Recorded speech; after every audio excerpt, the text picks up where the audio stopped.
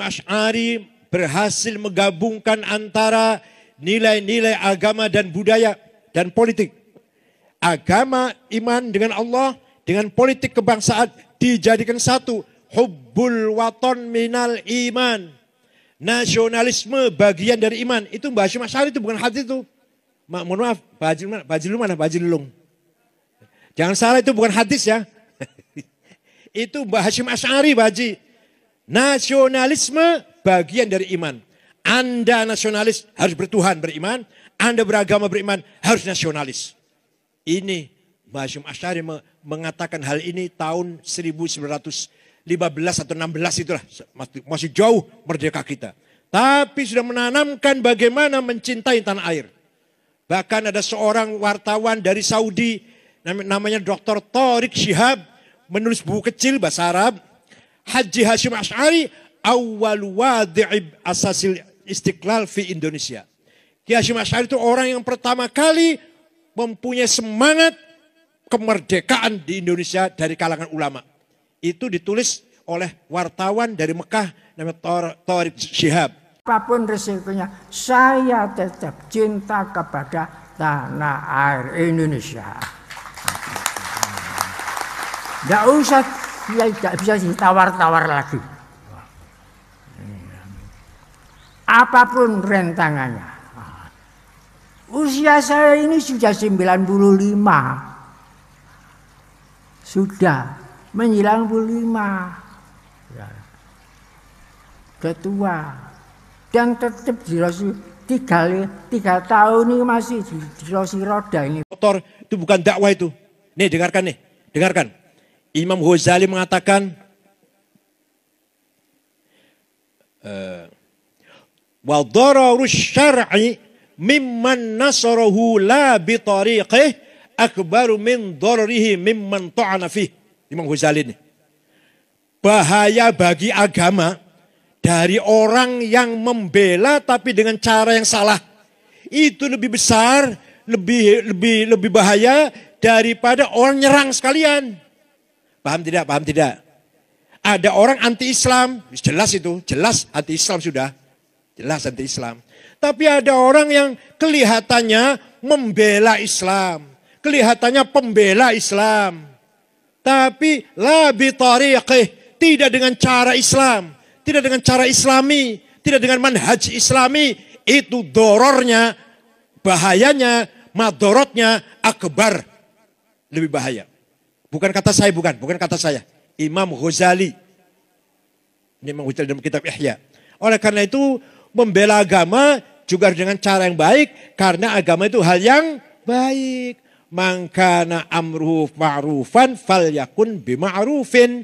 Barang siapa amar ma'ruf, ya dengan cara yang ma'ruf. Barang siapa mengajak kebaikan, ya dengan cara yang baik.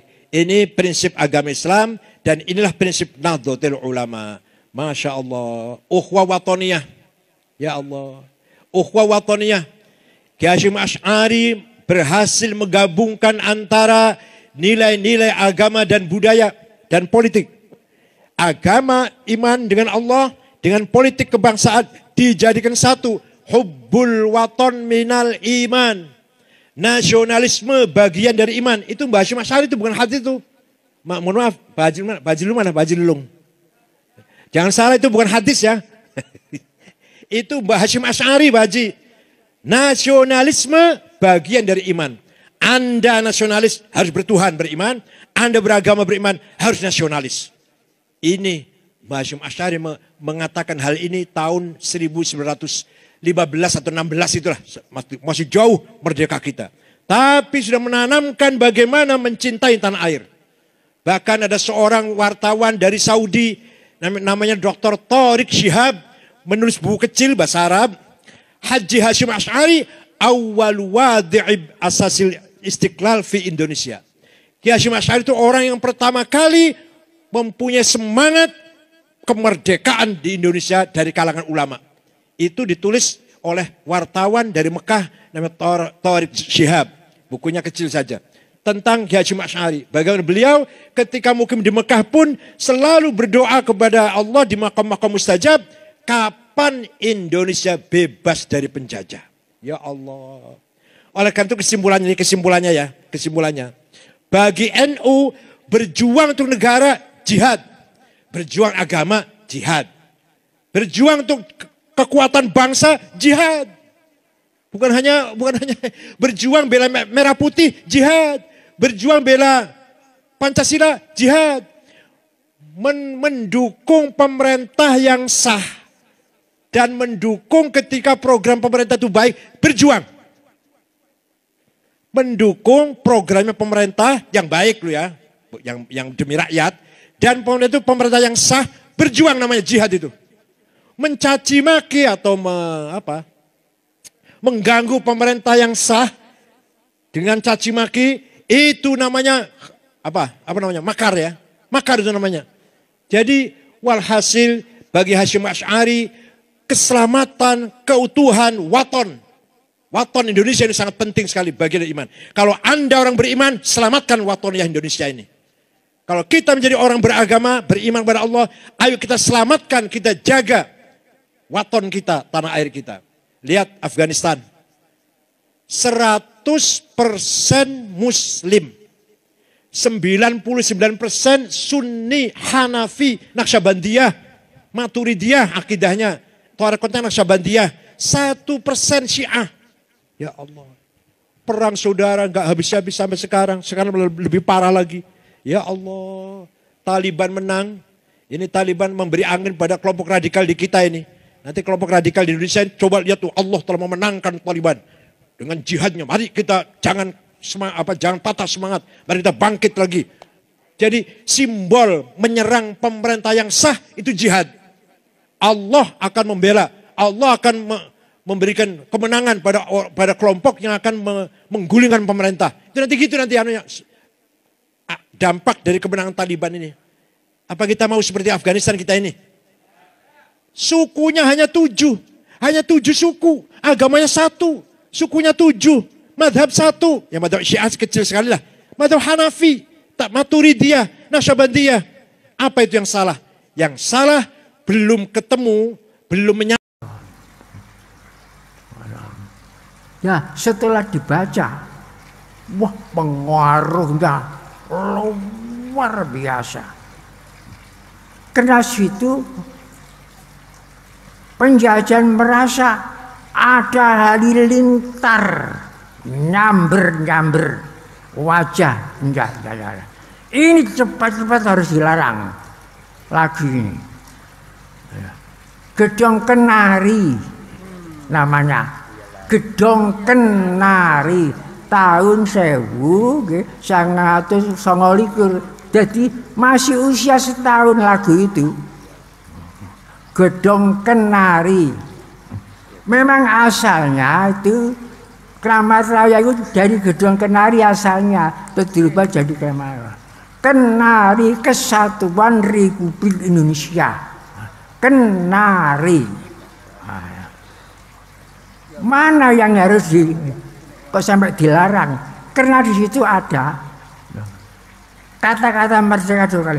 Merdeka, merdeka, tanahku, negeriku. Jadi merdeka tanah dari Sabang sampai Merauke.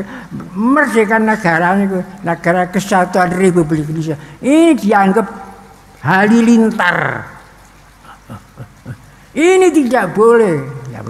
Akhirnya coba teman dikejar-kejar terus, akhirnya ngarang lagu Matahari Terbit di Surabaya, ditangkap di Surabaya.